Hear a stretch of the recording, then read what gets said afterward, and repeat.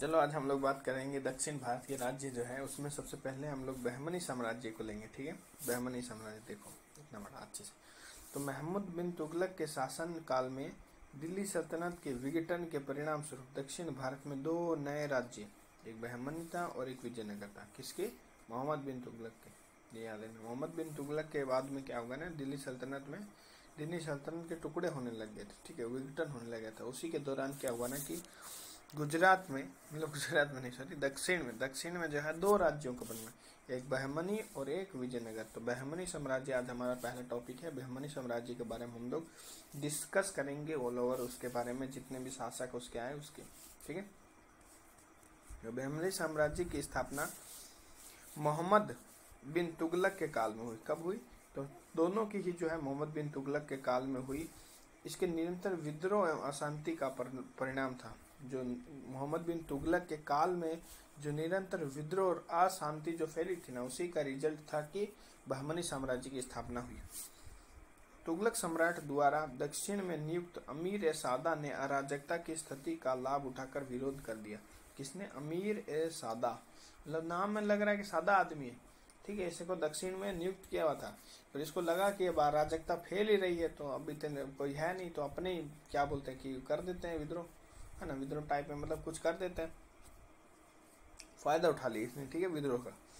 इसे देखकर दौलताबाद के अमीरों ने दौलताबाद दुर्ग पर अधिकार कर अफगान इस्माइल मख, नाम याद रखना, अफगान इस्माइल मख एम को मतलब अफगान इस्माइल मख को बोलते ना भैया जी इस्माइल, तो यही इस्माइल, ठीक है, को नासिरुद्दीन शाह की उपाधि से अपना शासक घोषित कर दिया उन्होंने। ठीक है, अब देखो बोल रहा है कि इस्माइल मख जो था ना, वो एक बूढ़ा व्यक्ति था, वह सरल स्वभाव का था, इसलिए उसने अपनी इच्छा से अलाउद्दीन के पक्ष में अपना पद त्याग दिया। बोला कि क्या करेंगे हम, जो है हमको क्या करना, हमसे इतना बूढ़े होंगे, हमसे हुए सब नहीं हो सकता है कि नहीं, इधर चूतिया बना रहे, मरवा देंगे मेरे को, है कि नहीं। तो इसलिए उसने क्या कर दिया कि अलाउद्दीन के पक्ष में अपना जो है त्याग दिया। सरदारों एवं अमीरों ने 1347 में जफर खान, जिसको बोलते हैं हसन गंगू, जफर खान को अलाउद्दीन हसन बहमन शाह की उपाधि देकर शासक घोषित कर दिया। देखो नाम में जफर कहीं पे भी नहीं आ रहा है इसका ना, जफर खान रियल में उसका नाम था, हसन गंगू उसको लोग बोलते थे। हाँ, अगर ये तुम जफर खान से हसन गंगू याद कर लोगे तो हसन से हसन आ जाएगा, हसन बहमन। ठीक है, तो उसी को बहमन शाह इन्होंने घोषित कर दिया। अब हम लोग बात करते हैं बहमनी सुल्तान और उनका शासन कौन कौन था, कौन कौन उनके शासक बने। तो पहले हम लोग बात करते हैं अलाउद्दीन हसन बहमन शाह। अलाउद्दीन हसन बहमन शाह, AHBS या फिर AHB, मतलब अलाउद्दीन हसन बहमन शाह। ठीक है, बहमन शाह ने 1347 से 1358 58 तक शासन किया, ज़्यादा नहीं किया।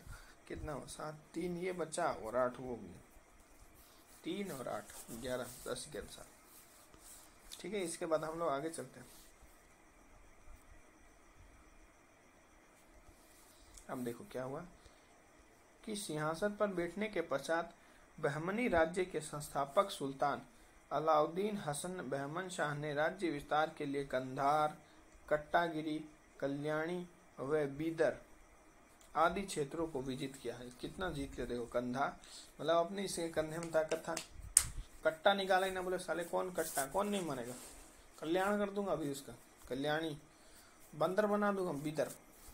ठीक है, आदि क्षेत्रों को विजित किया, इन सबको क्षेत्र को विजित कर लिया, कट्टा निकाला और अपना कंधा थपथपाया, बोले साला कौन है जो बोल रहे नहीं आएंगे, कट्टा निकाला कौन है, बोलो एक मारूंगा कल्याण हो जाएगा उसका, बंदर कहीं के तल, इस तरह से धमकी देके उसको हटा दिया। अलाउद्दीन हसन ने गुलबर्गा को अपनी राजधानी बनाया। वाह, पहली बार किसी ने ऐसा लग रहा ना कोई नाम रखा गुलबर्गा, वाह, गुलबर्गा गाना इस पर बना ना, दिल भरगा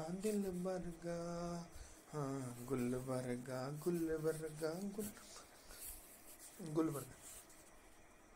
तथा इसका नाम एहसानाबाद यानी कुछ स्त्रोतों में अहमदाबाद रखा। ठीक है, एहसानाबाद, अरे अहमदाबाद तो नहीं है, एहसानाबाद ठीक है, एहसाना है ना। इसने फिर एक डायलॉग भी मारा, मुझ पे एक एहसान करना, मुझ पे कोई एहसान ना करना।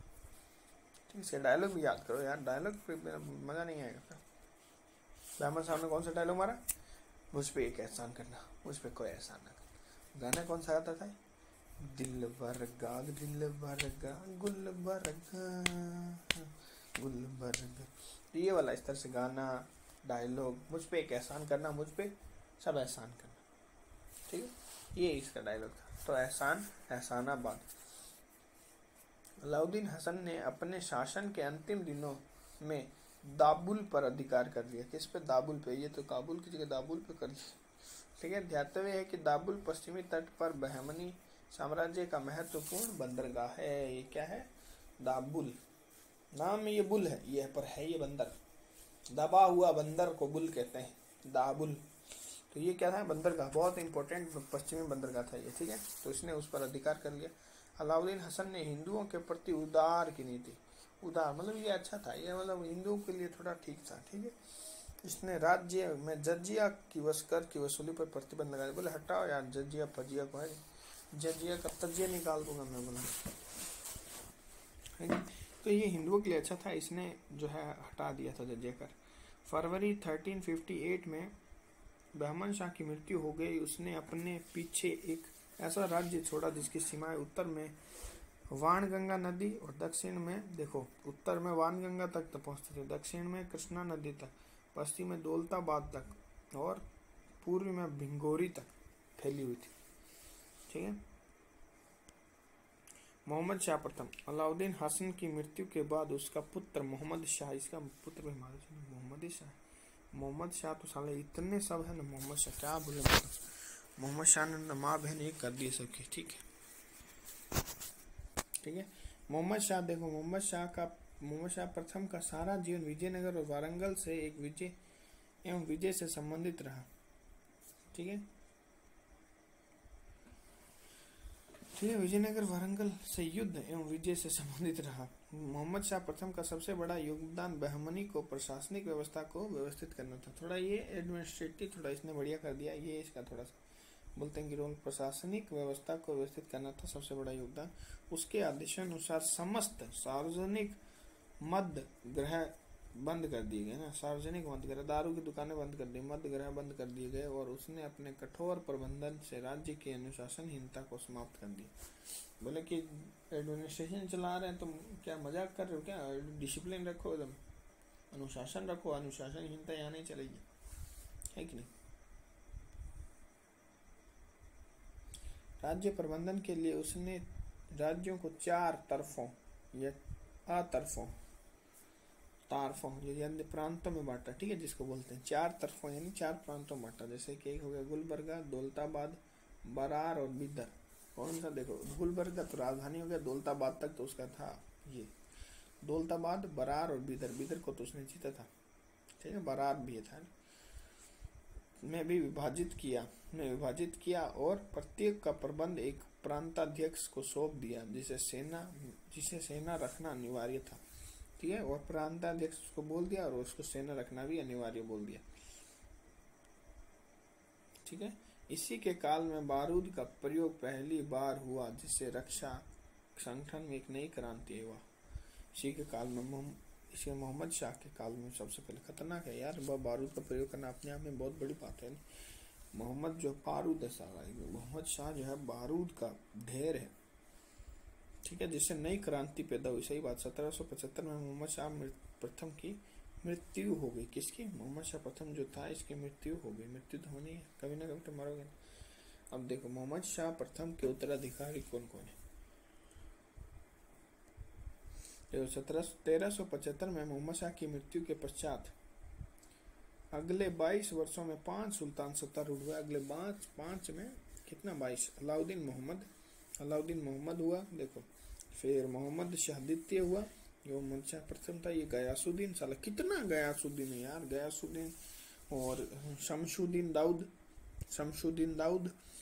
और करमबार गद्दी पर बैठे कौन कौन था? अलाउद्दीन महमूद पहला, ठीक है। साला वो मोहम्मद शाह था या अलाउद्दीन नाम लगा लिया आगे पे, मोहम्मद मोहम्मद मोहम्मद है सब, ठीक है। अलाउद्दीन मोहम्मद, ये दूसरा दाऊद हो गया। फिर तुम्हारा मोहम्मद शाह द्वितीय, जो ये था ये इसका द्वितीय हो गया। फिर जो है गयासुद्दीन, साला कौन गया नहीं, शमशुद्दीन दाऊद, ये फिर से दाऊद आ गया। ये सब लोग बैठे। बहमनी साम्राज्य ने इन शासकों का कोई विशेष महत्व नहीं रखा ना, ये चूतिया थे ये ग्रुप में दे दिया ना, मतलब इसका मतलब है कि ये चूतिया लोग थे। अब जो आता है ताजुद्दीन फिरोज शाह। फिर ताजुद्दीन फिरोज ताजा ताजा आदमी है ना। बहमनी राज्य का अगला महत्वपूर्ण शासक ताजुद्दीन फिरोज शाह था। उसने 1397 से 1422 तक शासन किया। क्या बात है, इसने काफी मतलब इतना तो ज्यादा नहीं किया है, बट फिर भी 3 इधर और 2 25 साल तो यही इसी ने किया है। तो खिलजी ने टोटल मिला के 10, खिलजी वंश ने टोटल ही 30 साल किए। फिरोज शाह ने खरेला, ठीक है, फिरोज शाह ने खेरला के शासक नरसिंह राय को हराकर बरार के प्रांत को जीता। फिरोज शाह ने खेरला के शासक, खेर नहीं बोले साले तेरे, ताजा ताजा ताजा बोलता ना, खेर बेर आया, ताजा बेर आया, ताजा खेर। खेरला के शासक नरसिंह राय को हराकर इसने बरार का प्रांत जीता। उसने विजयनगर के शासक देवराय प्रथम को पराजित कर संधि करने के लिए बाध्य कर दिया था। वाह, विजयनगर वालों को भी हरा रहा है, कितना खतरनाक है सोचो, विजयनगर वाला भी हार रहा है इससे। फिरोज जो था ना वो कला प्रेमी था। फिरोज कला प्रेमी और एक सुलेखक था। उसने अरबी, फारसी और तुर्की भाषा के अलावा तेलुगु, मराठी, इन सब भाषा का भी अच्छा ज्ञान था, ठीक, लेवल था भाई का, है कि नहीं। अब देखो शिहाबुद्दीन अहमद प्रथम, ठीक है, वो ताजुद्दीन था, ये शिहाबुद्दीन, ठीक है। शिहाबुद्दीन जो है अहमद प्रथम, शिहाबुद्दीन अहमद प्रथम ने अपनी राजधानी गुलबर्गा से स्थानांतरित कर बीदर को बनाया। वाह, ये शिहाबुद्दीन एक नंबर का बंदर था। क्या था? बंदर, मतलब बीदर इसने राजधानी बना लिया अपनी। पहले बीदर को बहुत समय हो गया, बीदर को जो है मजा नहीं लिया इसने। इसे नवीन राजधानी को मोहम्मदाबाद, वाह क्या बात। शिहाबुद्दीन, इसका तो नाम में भी नहीं, हालांकि इसका नाम है नहीं, देखो शिहाबुद्दीन अहमद इसका नाम है ना, तो भाई शिहाबुद्दाबाद ऐसे करना चाहिए था, है ना, अहमदाबाद करना चाहिए था, तो ये तो है नहीं, इसने रखा मोहम्मदाबाद, ठीक है। इसे नवीन राजधानी को मोहम्मदाबाद के नाम से जाना गया, ठीक है। शिहाबुद्दीन अहमद प्रथम ने 1425 ईसा में, ठीक है, शिहाबुद्दीन प्रथम ने तेलंगाना और 1426 में माहुर और 1429 में मालवा के साथ युद्ध किया। कहाँ कहाँ किया? तेलंगाना में, फिर माहुर में, फिर जो है मालवा में। ऐसे लगाओ, तेल लगाओ, तेल लगाने माहिर था किसके? माल लोग के तेल लगाता था मस्त एकदम तनतना के। इसकी उदारता के कारण इसको अहमद शाह वली या संत अहमद वाला नाम में, हाँ नाम में तो अहमद है, ध्यान रखना ये। इसकी उदारता के कारण इसको, देखो बहमनी वाला ठीक उदार है भी, है ना, सब जो है हिंदू प्रति उदार है, तो इसी के कारण क्या बोलते हैं, संत अहमद भी इनको कहा गया। वाह क्या बात। ऐसा माना जाता है कि दक्षिण के संत हजरत गेसु दराज से उसका घनिष्ठ संबंध था। गेसु दराज ने उर्दू पुस्तक मिराज उल आशिकीन की रचना की है। गेसु दराज, तो गेस दरार से निकल गई थी क्या? संत हजरत गेसु दराज, जैसे नाम है उनका, गेसु दराज से उसका घनिष्ठ संबंध था। और गेसु दराज ने जो है एक उर्दू पुस्तक लिखी थी मिराज उल आशिकीन, मुआ, ठीक है, बोलता ना मुआ खड़ी दिखा के दगा दे गया वल्ला, वो वाला मुआ मतलब मिजाज उल आशिकीन, मतलब आशिक मिजाज, जिसको बोलते हैं ना आशिक मिजाज, है, ऐसे भी कर सकते हैं। अलाउद्दीन अहमद द्वितीय, वाह क्या बात है, ठीक है। अलाउद्दीन अहमद द्वितीय है। अलाउद्दीन अहमद द्वितीय अपने पिता की तरह योग्य विद्वान शासक था। उसने संपूर्ण शासनकाल तेलंगाना, गुजरात, खानदेश, विजयनगर, मालवा और इन सब के साथ युद्ध में व्यतीत हुआ उसका पूरा जिंदगी जो है। उसके शासनकाल में महमूद गवा को राज्य की सेवा में लिया गया। हुमायूं शाह, ठीक है, ये तो हरामी था साला, नाम में हुमायूं आ रहा समझे। अलाउद्दीन द्वितीय के बाद उसका पुत्र हुमायूं शाह, अलाउद्दीन द्वितीय के बाद उसका पुत्र हुमायूं शाह गद्दी पर सत्तासीन हुआ, जो कि 58 से 61। देखो कितना कम रहा है। जो ज़्यादा हरामी जो ज़्यादा होता है ना, वो ज़्यादा फैलाता भी है दुनिया। ठीक है, क्या नाम, 58 से 61, कितना 3 साल मुश्किल से। हुमायूं शाह के काल में महमूद गवा एक योग्य सेनानायक था। ठीक है, वहीं यही कारण है कि हुमायूं शाह के शासनकाल की समस्त सफलताओं का श्रेय महमूद गवा को जाता। गवा है वो, मतलब एकदम क्या बोलते हैं, गवा है या जवा है, सारा काम उसी ने ही किया है। ठीक है, महमूद शाह तो एक भड़वा था। हुमायूं शाह जो था, सॉरी महमूद शाह नहीं, हुमायूं शाह को उसके क्रूर स्वभाव के कारण जालिम कहा जाता था। हुमायूं शाह को दक्कन का नीरो भी कहा जाता था। दक्कन का नीरो ना का डोरिन। हुमायूं शाह की मृत्यु के पश्चात उसका अल्पवयस्क पुत्र कौन बेटा, निजामुद्दीन। साला कितना निजामुद्दीन है, निजामुद्दीन अहमद तृतीय। सत्ता पर एक निजामुद्दीन है, नसीरुद्दीन है। निजामुद्दीन जो है अहमद तृतीय सत्ता पर आसीन हुआ। इसके समय प्रधानमंत्री महमूद गवा का नियंत्रण संपूर्ण राज्य पे था। प्रधानमंत्री बोई बनोडो महमूद गवा। इसके समय में बहमनी राज्य अरब सागर से बंगाल की खाड़ी तक विस्तृत हो गया। बाप रे बाप, सोच रहे हो, अरब सागर से बंगाल की खाड़ी तक विस्तृत हो गया। लेवल है भाई का, है कि नहीं। आंतरिक प्रबंधन के लिए महमूद गवा ने राज्यों को 8 प्रांतों में विभक्त किया और प्रत्येक में तरफदार नियुक्त किए। 1842 में शमसुद्दीन मोहम्मद तृतीय ने महमूद गवा को राजद्रोह के आरोप में फांसी दे दी। वाह, अब इसको बेचारे को फांसी भी दे दी राजद्रोह के। बोले बकचोदी कर रहे हो बहुत ज्यादा, मेरे से पूछे भी नहीं है ना, राजद्रोह कर रहे हो, रुक जाओ, फांसी देते चलो। अंततः 2 दशक के अंदर ही बहमनी साम्राज्य का, फिर देखो बोले बहुत होशियारी दिखा रहा था ना, बोला अब देखो तुम साले, तुम उसको फांसी दियो, अब देखो लोग तुमको कैसे पेलते। उसी के कारण बचे हुए थे ना, तुम्हारा जो राजपट उसी के कारण चल रहे थे। ठीक है, अंततः 2 दशकों के अंदर ही बहमनी साम्राज्य का पतन हो गया। कालांतर में बहमनी में 5 नए राज्यों का उदय हुआ जो निम्न है। बीजापुर का आदिल शाह राज्य, कौन था, बीजापुर का आदिल शाही राज्य, संस्थापक यूसुफ आदिल शाह। अहमदनगर का निजाम शाही राज्य, संस्थापक मलिक अहमद। बरार का इमाद शाही राज्य, कितना साला चूतिया टाइप का नाम है ना, इमाद नाजिम, मतलब क्या बोल सकते हैं, मतलब एक दूसरे से मिलता जुलता, थोड़ा सा भी ऐसा लग रहा है ना कि सेम ही सेम है ऑलमोस्ट। ने स्वतंत्रता घोषणा कर दी और इसका फतेह उल्लाद इमाद। ठीक है, गोलकुंडा का कुतुब शाही राज्य, गोलकुंडा का कुतुब शाही राज्य, संस्थापक कुली कुतुब शाह। गोलकुंडा का कुतुब शाही राज्य, कुली कुतुब शाह। बीदर का बिदर शाही राज्य, संस्थापक अमीर अली बरीद। बीदर का बरीद हो गया। बहमनी साम्राज्य के पतन के कारण अब हम लोग देखते हैं कि क्या कारण था कि बहमनी साम्राज्य का पतन हो गया। ठीक है, देखो बहमनी साम्राज्य के पतन के प्रमुख कारण में से बहमनी साम्राज्य के सुल्तान स्वेच्छाकारी और निरंकुश शासक थे, जिनके अधिकारों में कोई अंकुश नहीं था। उसका एक कारण ये है कि भाई वो निरंकुश ज्यादा ही हो रहे थे, कुछ ज्यादा ही निरंकुश हो गए थे।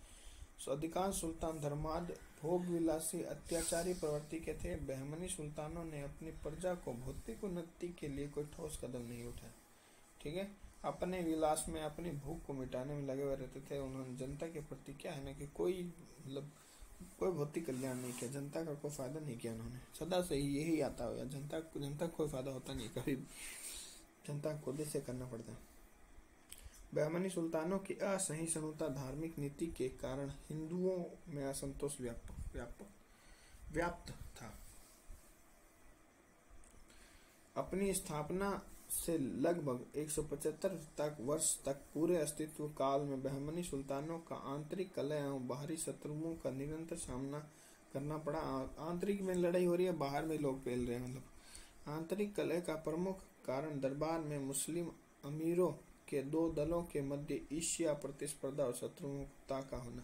दो अमीर दल थे, आपस में कुत्ते की तरह वो लोग लड़ते रहते थे, जलते रहते थे। मोहम्मद गवा जैसे योग्य प्रधानमंत्री को फांसी दे देना। मोहम्मद गवा जैसे योग्य प्रधानमंत्री को भी आंतरिक कलह का रोष